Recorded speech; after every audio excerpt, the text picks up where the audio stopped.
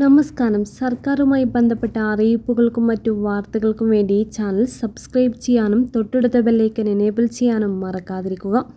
പഠനാവശ്യത്തിനായി medical കോളേജിന് കൈമാറിയ മൃതദേഹം മക്കളിൽ ചിലർ ആവശ്യപ്പെട്ടതിൻ്റെ പേരിൽ തിരികെ നൽകാനാകില്ല എന്ന് ഹൈക്കോടതി വ്യക്തമാക്കി. മതപരമായ ചടങ്ങുകളുടെ സംസ്കാരം നടത്തുന്നതിനായി അമ്മയുടെ മൃതദേഹം തിരികെ നൽകണമെന്നാവശ്യപ്പെട്ട് നൽകിയ ഹർജി തള്ളിക്കൊണ്ടാണ് ജസ്റ്റിസ് ബച്ചു ക്യൂരൻ തോമസ് ഇക്കാര്യം വ്യക്തമാക്കിയത്. കൊച്ചി സ്വദേശിനിയായ പരേതനയുടെ 7 മക്കളിൽ 3 പേരാണ് ഹർജിയുമായി കോടതിയെ സമീപിച്ചത്. പഠനാവശ്യത്തിനായി അമ്മയുടെ മൃതദേഹം കളമശ്ശേരി ഗവൺമെൻറ് മെഡിക്കൽ കോളേജിന് കൈമാറിയതിനെതിരെയായിരുന്നു ഹർജി. സംസ്ഥാന പോലീസ് മേധാവിക്കും ഞാറയ്ക്കൽ പോലീസിനും പരാതി നൽകിയിട്ടും നടപടിയുണ്ടാക്കാത്തതിനെ തുടർന്ന് ഹൈക്കോടതിയെ സമീപിച്ചെന്ന് ഹർജിക്കാർ അറിയിച്ചു.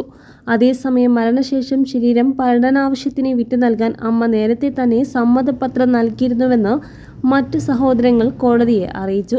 സമ്മതപത്രം കോടതി പരിശോധിക്കുകയും ചെയ്തു. മരണശേഷം ശരീരം പഠനാവശ്യത്തിന് നൽകണമെന്ന വ്യക്തിയുടെ താൽപ്പര്യം മറികടക്കാൻ ഇത്തരം അവകാശവാദങ്ങൾക്കാകില്ല എന്ന് കോടതി നിരീക്ഷിച്ചു. സമ്മതപത്രം പിൻവലിച്ചിരുന്നെന്ന ഹർജിക്കാരുടെ വാദത്തിന് തെളിവുകളില്ല എന്ന് കോടതി വ്യക്തമാക്കി. ഫെബ്രുവരി 23-നാണ് മേരി മരിച്ചത്. തങ്ങളുടെ സമ്മതമില്ലാതെയാണ് മറ്റു സഹോദരങ്ങൾ ചേർന്ന് അമ്മയുടെ മൃതദേഹം മെഡിക്കൽ കോളേജിന് കൈമാറിയത് എന്നതായിരുന്നു ഹർജിക്കാരുടെ ആരോപണം. 1957 കേരള അനാട്ടമി ആക്ട് പ്രകാരം ഒരാൾ തൻ്റെ ശരീരം പഠനാവശ്യത്തിന് നൽകാൻ ആഗ്രഹിച്ചാൽ അത് മെഡിക്കൽ സ്ഥാപനങ്ങൾക്ക് കൈമാറുമെന്നും കോടതി ചൂണ്ടിക്കാട്ടി.